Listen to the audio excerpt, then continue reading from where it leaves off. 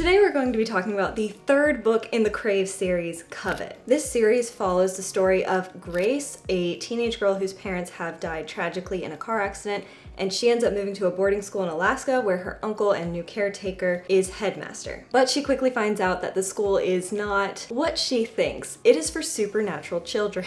Vampires, werewolf, witches, dragons, we've got the whole lot. There are 6 books total, and Covet is book 3. So if you ended up in this video and you don't know anything about the series, this is your time to exit. Please go read it. It is so much fun. I thought this was a Twilight knockoff, but it's really not. The covers just look kind of similar. It is its own thing. Goodbye non-spoiler people. Hello to people who have read Covet. So if we remember, at the end of book 2, Jaxon and Grace have their mating bond severed, and she ends up being bonded to Hudson. So the thing is, I thought that this was going to be a book full of just the most annoying angst, where Jaxon and Grace were gonna continue to date for a really long time, but no, we get like an Act 1 breakup. Jaxon is already being very distant, and Grace notes that it seems like he's turned his emotions off, and I was concerned because if you have watched the Vampire Diaries and you've seen a vampire turn their emotions off, it doesn't go well.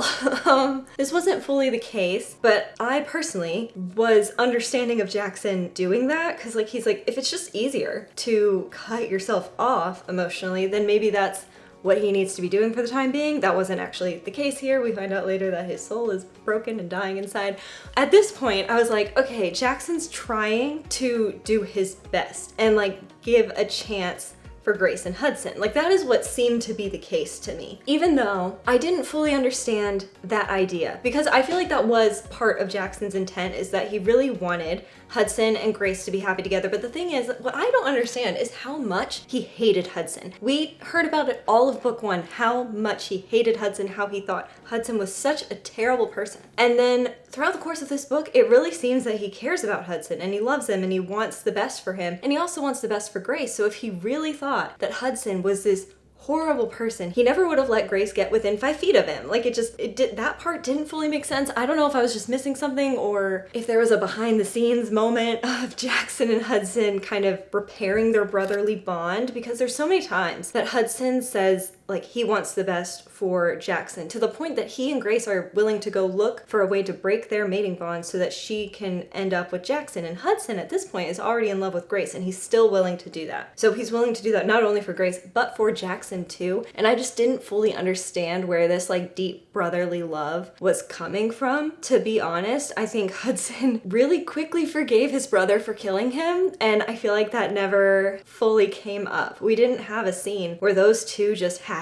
it out about this situation, where that Jaxon like just, I mean, he just killed him. Like he murdered him, and then Hudson doesn't have any bad feelings about that. I was having a hard time believing that. But anyway, let's get into the actual story because that was a long rant. The whole first part of the book, Hudson and Grace are avoiding each other. And like, I kind of get like, it's kind of awkward. And I know Hudson's like 200 technically, but he's like a teenager. Grace is 17. Like I can see how it would be very uncomfortable. They don't really want to talk about this, but it just was so frustrating to watch them avoid each other for so long. And even though Jaxon and Grace have broken up, Grace still wants to be with Jaxon despite the mating bond, which I feel like that sort of makes sense for Grace. Like she hasn't been in this world long enough, but it becomes clear very quickly that like the person with your mating bond, like that's your person. That is your relationship, like determined by destiny. So I just didn't fully understand why. I guess we were trying so hard to break it, because Grace obviously has feelings toward Hudson, and she knows that. Like deep down, she really does. She keeps running from talking about it, like to us basically, but it's still very clear that she would be happy in that relationship. And so I was really kind of frustrated with how dead set she was on trying to break this mating bond. But between needing that knowledge and then also needing the knowledge of where the crown is, this all-powerful crown that will help our kids defeat Cyrus, we go to the blood letter, who, reminder, is sort of like Jackson's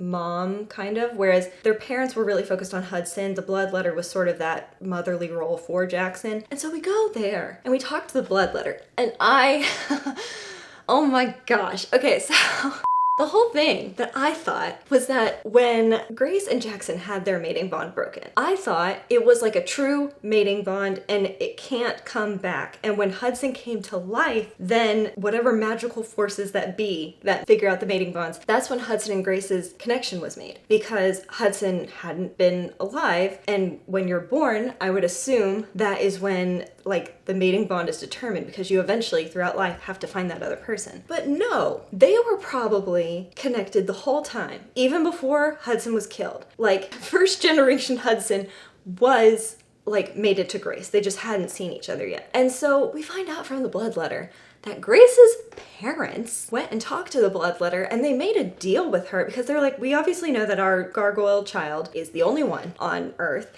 and she's gonna get targeted by Cyrus. And so they had this deal going with Jaxon. If Grace was going to accept the mating bond with Jaxon, then they would be mated and there would be a fake bond between them, which I thought was deeply unfair. First of all, to Jaxon and Grace's real mates, because they had them out there, and then also to them, because it really, I mean, they thought they were meant to be together, and it's just this artificial bond. Within this world, we get a really cool visual of what magic looks like within a person, and it's these like strings that they can pull on. So she obviously sees this really bright blue string between her and Hudson, and that's what she holds on to when she needs to like feel the mating bond and like kind of get his attention, sort of. And it's a pure blue color, and we find out that Jackson's was green and black, and that black string was like the blood letter having made that bond. It wasn't a pure bond between them. So we get that bomb just dropped on us, and then we move on. And the blood letter's like, oh, if you want this crown, guess who's the only person who might know where it is? That gargoyle that killed Xavier, who was shackled in a cave, who Grace promised to come back and free at some point. And the only way we're going to get that information from him is to set the gargoyle free. And in order to do that, which is already impossible because they tried to get the shackles off by themselves, they have to go find the blacksmith who made the shackles. And I was like, this is shaping up to be like a 5-part impossible mission. Like, there were so many barriers between them and finding the crown. And as if that wasn't gonna be hard enough, they have to do whatever they need to do in secret, because while Hudson and Grace were going to visit the bloodletter, Jaxon went home to mommy and daddy, and they said if Hudson steps foot out of Cadmere, they're going to arrest him and put him in this like inescapable prison that Cyrus controls. All throughout this time, we have little sprinkles of like Hudson and Grace, cutesy little banter, stuff like that. And I was on Team Hudson by the time we finished book 2. But if I hadn't been, I would have fully been Team Hudson in this book, because I thought their little banter was just so cute and so funny, because they really push each other and challenge each other, which I really enjoyed. And we start to see the clear differences between her relationship with Hudson, which is really like fun and challenging, and he believes in her in a way that he expects her to fight her own battles, essentially, and to like figure her own things out, whereas Jaxon really just wants to come in and save her from everything, and that's something that she does not like. And so seeing them comparatively, it's clear that Hudson's the right choice, but I felt so bad for Jaxon. And here is my beef with Grace, is that we go back to Cadmere, we're studying for finals, preparing for graduation, and she keeps telling herself, she's like, I'm not gonna tell Jaxon that our bond was fake because it would hurt him. And I could not believe that she made that choice. I didn't understand the thought process there, because to me, I feel like if this person that you really cared about, and you know that you already like Hudson, like she's getting to the point where she's like, I would rather be with Hudson, like she's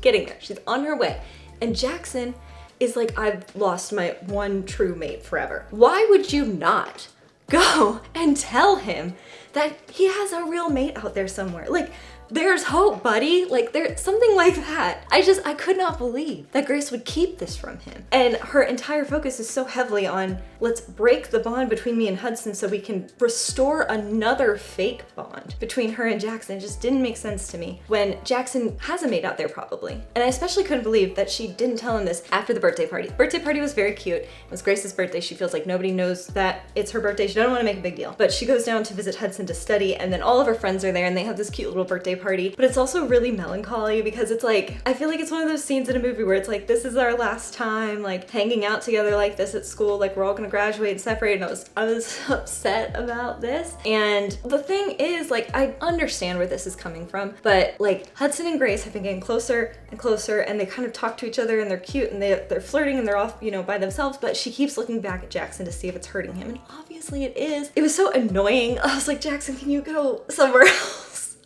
But they have this party, and as everyone's leaving, Jaxon, he's a good guy. Like, as much as I was annoyed by his presence sometimes in this book, he's a good guy. And as he's on his way out, he's got like that emotionless mask on him again. And he tells Grace, because he just saw her and Hudson being cutesy together, and he's like, it's cool. Like, that's your mate. And he kind of basically tells her to go for it, basically. And it hurt my heart to see that, but I was like, all right, we got the go.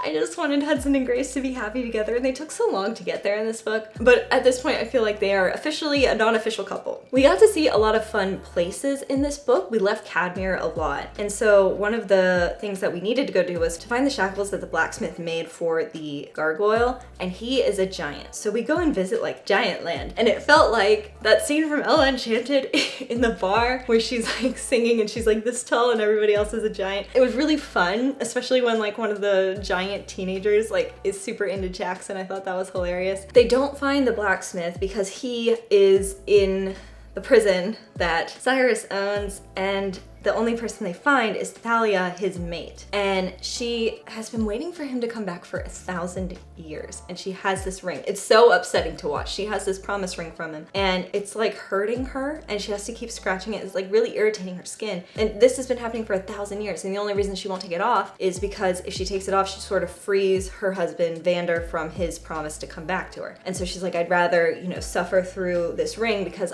if he's still alive, that's why it's still hurting. Like if Vander were to die, then the ring would just not be effective anymore. This is scary because Hudson just gave Grace a promise ring. By the way, Grace, I think she was just like really, I don't know, excited or whatever, but like she didn't hear what he promised her. And the whole book I'm like, what was the promise? Is it a promise to like marry her one day? Is it a promise to like never leave her? Like I was like, how do you zone out? He was probably declaring his feels and you zoned out. Anyway, it just seems like watching Thalia was watching what could happen to Grace, especially since Hudson is wanted. He's probably gonna go to jail at some point, and she knows this. And Thalia basically tells her, if you have the choice, like Thalia had kids, so she couldn't go, but she was like, if you have the choice, you should go with him to prison. And she's like, mates can do that. They have the right to be like, I'm not gonna be separated from this person, so I'm gonna go to jail too. As soon as that option was presented, I was like, I don't wanna go to jail. Dragon Festival time was my favorite. So they have this, I think it's annually, this big dragon festival, and Flint is the son of the like main king and queen of the dragons. And so he invites his friends to go with him because he's like, I have this new boyfriend, but I want the rest of my friends to go with me. And so they all go to the dragon court, and it's like above New York. It was very cool imagery. I loved like reading this part because it sounded so beautiful, because dragons are famously hoarders and they have all these riches, and it was very like a beautiful place to go visit. But the problem is, as soon as they showed up, okay, so backstory, in case you don't remember, Hudson is sort of the reason that Flint's older brother is dead, because as we find out later, to save everybody, that was why Hudson took people over and had them kill each other. Like he used his mind manipulation to do that, but it was for the greater good. And a lot of the book is Hudson wrestling with that, because he's like, was it really for the greater good? Like, how could I have done that to people, sort of? Even though it really was. Like, Cyrus was going to take over the entire world and kill millions of people on his way through. And that was kind of Hudson's last act, I think, because he knew like he probably wasn't gonna make it through all that. Anyway, Flint's mom is there and is like, arrest Hudson. It was so disappointing because like it's Flint's mom, and Flint has, in my opinion, forgiven Hudson for what happened. And Grace knows she has one shot to talk to the Dragon Queen, Nuri, to free Hudson. And they sort of come to this agreement, and apparently Flint's older brother sucked. And so his death wasn't necessarily right, but there was a justification to it, and the queen knows that, but it's her son, so she didn't want to, I guess, let Hudson go. And they get to a point where they realize, you know, Gargoyle Queen, Dragon Queen, we're gonna need each other at some point to defeat Cyrus. And sort of as a peace offering, Nuri lets Hudson go. But Hudson was already gone. Like, okay, so at Cadmere, a lot of our friends right now have these cuffs on them, which is basically like getting grounded. You can't use your magic. And Hudson has one, and the whole time, he could have just used his magic anyway, because he is that powerful. And when Grace goes down to the dungeons to go and like free him, Hudson's down there just like playing with the guards, using his magic, and she's like, what on earth? You could have used your power this whole time, because everyone's scared of Hudson's power. He can make anyone do anything. That was the whole reason people were scared of him in the first place. And so he's like, yes, I could have, like, I had the power to break out of these. I know how to do it because his father put him in those cuffs all the time, and he learned how to like escape them before he was actually locked in. And he was like, the only reason I haven't been using my powers is because I feel like other people feel safer around me when they think that I can't use them. And that was really sad. Like, I understand it, but I was like, oh my gosh.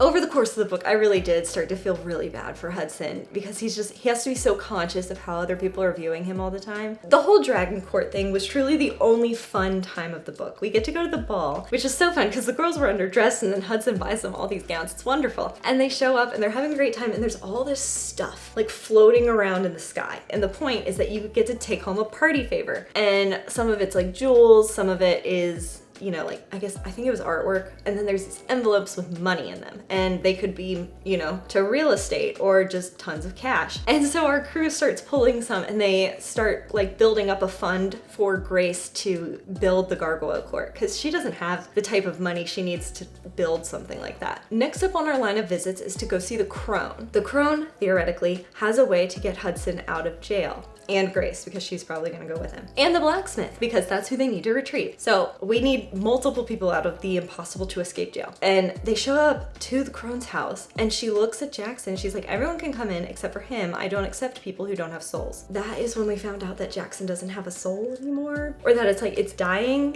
His soul is literally dying, because when he tells Grace later, because he didn't tell her for so long, like, why do y'all not communicate? Y'all are in a relationship and now they can't talk at all. And he says that his soul, when their mating bond was broken, his soul like severed basically, and the only reason hers didn't was because her bond with Hudson was already there and saved her from having that exact same thing happen to her. Another reason we should have told Jaxon about his mate. Instead of this crazy quest, we could have gone looking for Jackson's mate and found her and fixed him. Now the only hope is the crown, because it is all powerful, and we need to first of all keep it away from Cyrus, because he has apparently been losing power over time. And Hudson's mom tells us that. I feel like I'm all over the place, I'm so sorry. Hudson's mom basically tells us that Cyrus doesn't have as much power as it seems like, and he needs the crown to actually have that full amount of power back that he used to have. But anyway, end result of the visit with the crown is that we get these 3 flowers that are Romeo and Juliet flowers. You take one and it makes your body appear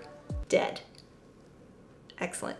And then, because you appear dead, they take you out of the prison, because they're not just gonna keep your corpse in there, and then eventually you wake back up. Our crew also doesn't feel good about this plan, but it really is like kind of our only option at the moment. So we have 3 flowers, 1 for Hudson, 1 for Grace, and 1 for the blacksmith. In return, Grace is going to have to give a favor to the crone, whatever she wants, whenever she wants it. And I was like, I know Grace is new to this world, but if you know any stories from mythology ever, that is the worst thing you could possibly promise. And I don't want to see it come back to bite us in book 4.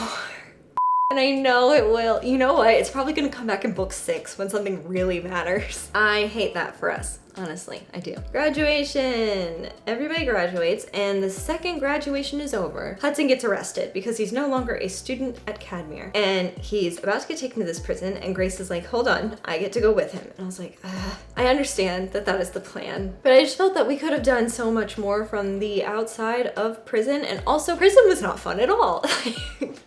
I didn't enjoy this part of the book. We get in there. We meet this guy who was born in the prison. He has never seen the light of day, I think. He's like a teenager. His name is Remy, and then he has this friend who's in there with him. He had a vision of Grace and of him taking one of the flowers. So that's not great news. And also, Flint got arrested as well. Forgot to say that. So now our crew of people who need to leave the prison has gone from 3 to 6. And the only time that they're going to be able to find the blacksmith is to go to the pit. And to get to the pit, you have to go through torture, basically. This prison works like Dante's Inferno's hell. There's like different levels and you have to work your way down to the pit. And to like atone for your sins while you're in this prison, you end up having to go into nightmares and relive all of the horrible things you've done over and over again. And this is only supposed to happen like maybe 1 or 2 nights total.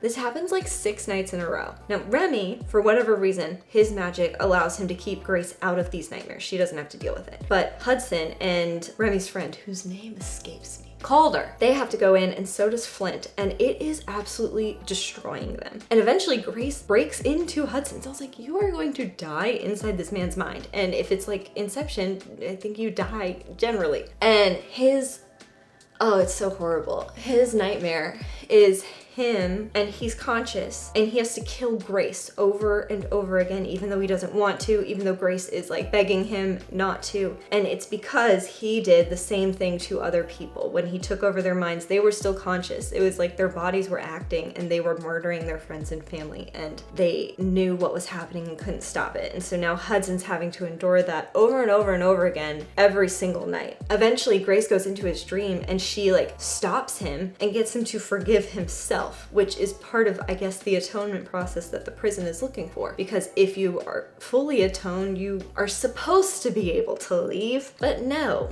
because it's Cyrus who owns its prison. By the time we've gone through multiple of these nights and we get to the pit, by then we've earned money from playing games in like the yard, and we need even more money when we get down there. And so Hudson has to go and fight everyone to make more money. And then Remy takes Grace to get a tattoo because the pit is not as bad as it sounds. It seems like it's like a little town. And so he takes her to go get this full forearm tattoo. He's like, you are going to take my magic and put it into this tattoo to help you break out, because we only have 3 flowers and we're gonna need to get the other 3 people out. They also meet Vander, the blacksmith, and he's a handful. He doesn't believe that they're there to break him out, and he keeps like yelling liar and stuff like that. And I'm like, you're going to get us all in trouble. And it was so annoying. And they give him a flower and he takes it and it doesn't work. And they're like, well, like we didn't tell the crone that it was a giant. What if we need more flowers? But then Calder takes one and immediately passes out. And Remy's like, I use a flower, but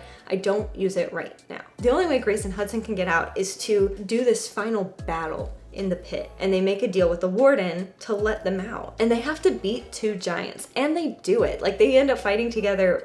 Grace doesn't have any of her magic. She's not a gargoyle in there. And then Hudson can really only use like his running speed, and he's running basically on empty. He has nothing left after fighting the entire population of the prison. And even though they manage to do it, the warden is like, well, like you don't get out anyway. So Grace realizes no one ever leaves this prison. Even when they've done all the right stuff, even when they've atoned and paid for their, actions and stuff, they still don't get out. They either fight these giants and die or probably get killed. And I don't think anybody's ever won against these giants. And so Grace sort of like talks him into it. That part I was like, I don't know if I believe this super well. Because the warden is like this annoying 12-year-old kid. And she's like, well, if your word is worth nothing, like who are you? Like you're not this big bad guy who owns the prison. And he's like, yes, I am. You're free. And I was like, okay, whatever. At this point, Grace uses the magic from Remy to get out of the prison. And they don't even get like 5 minutes break before we're at this final battle against Cyrus. We go back to the island where the gargoyle is because we finally have the key from the blacksmith because we got him out of prison too. And we're gonna go free the gargoyle to get the crown. Cyrus is already there, or so we think. And we spend this entire time just trying to get to the gargoyle, and it's not working because all of Cyrus's people are there. All the vampires are on his side, a lot of the werewolves are on his side. And so we only have some dragons and then like our crew of friends. This is where I began crying uncontrollably because during this battle, Flint dies, or almost dies, and Grace has to save him, and she's pulling power from all of these people, depleting all of her friends to save Flint. I mean, they want her to, but you know what I mean. And then, okay, Luca dies, and he actually dies. And then Jaxon dies, and he's dead for a hot second. And I was losing my mind. I feel like the whole time, because I wanted her and Hudson together so much, I just kind of didn't care about Jaxon. And then when he died, I was like, I care about him so much. And I was so upset. And luckily the Dragon Queen is there, and she like does the worse than death. She takes out her dragon heart, which means she's never gonna be able to shift again, which she's the Dragon Queen, so that's a big deal. She gives her dragon heart to Jaxon, which makes me wonder if Jaxon is going to be able to shift into a dragon now, which would be very interesting. But anyway, that brings him back to life. And she's like, you now owe me a life debt, you have to take care of Flint. We don't make any progress, really, because we free the gargoyle. And we're like, where's the crown? And he gives Grace like this crown in her palm. Like, I don't even know if it's usable. And then he's like, go find her, go find her. And then he turns into stone. He just goes into his gargoyle form, not gonna help us anymore. It was so frustrating because I know he's been like stuck in his gargoyle form for a long time, so like the human part of him really isn't there, but he's abandoned Grace. She's the only gargoyle at all now, and any information that they could have used from him is unreachable because he's now a statue. We go back to Cadmere and everyone's gone because Cyrus was using that battle where Luca died, Flint almost died, Jaxon died and came back to life. That was just the side distraction from the main event that was going down at Cadmere, because Cyrus took all of the students, which means he has the kids of all the nobility of the supernatural world, except for like, you know, the mermaids and these other creatures that got mentioned. I was like, I hope they come into play because that would be very interesting. Like elves, like there's so many different like types of supernaturals that we're gonna get to see, which is exciting. But for the time being, none of the parents of these kids is gonna go against Cyrus because they want their kids back safe. And then to top it all off, we end the book with a Hudson POV where he notes that he needs to tell Grace about the bright green strings that he sees in her magic.